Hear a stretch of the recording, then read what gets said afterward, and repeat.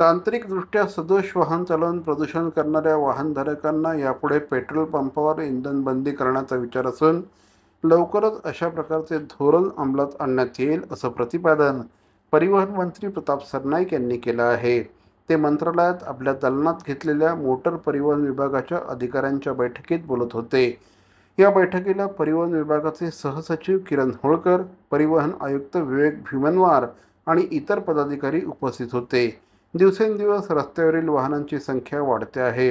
पारंपरिक इंधनावर चालणाऱ्या वाहनांमुळे वायू प्रदूषण वेगाने होतं.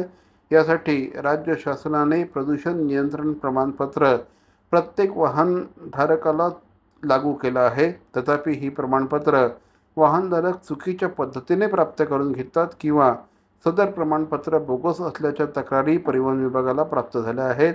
त्यामुळे तांत्रिकदृष्ट्या सदोष असलेली वाहनं रस्त्यावर आल्याने वायू प्रदूषणामध्ये वाढ होते आहे. वाढत्या वायू प्रदूषणामुळे हवेचा गुणवत्ता निर्देशांक वेगाने घसरत चालला आहे. त्याला बऱ्याच अंशी तांत्रिकदृष्ट्या सदोष वाहनं जबाबदार असल्याचं दिसून आलं आहे. त्यामुळे भविष्यात क्विक रिस्पॉन्स कोड आधारित प्रदूषण नियंत्रण पत्र देण्यात येणार असून प्रत्येक पेट्रोल पंपावर इंधन भरायला येणाऱ्या वाहनाची हवा गुणोत्तर निर्देशांकानुसारच तपासणी केली जाईल. ज्यांच्याकडे वैध प्रदूषण नियंत्रण प्रमाणपत्र असेल त्यांनाच इंधन दिलं जाईल, असं श्री सरनाईक यांनी म्हटलं आहे.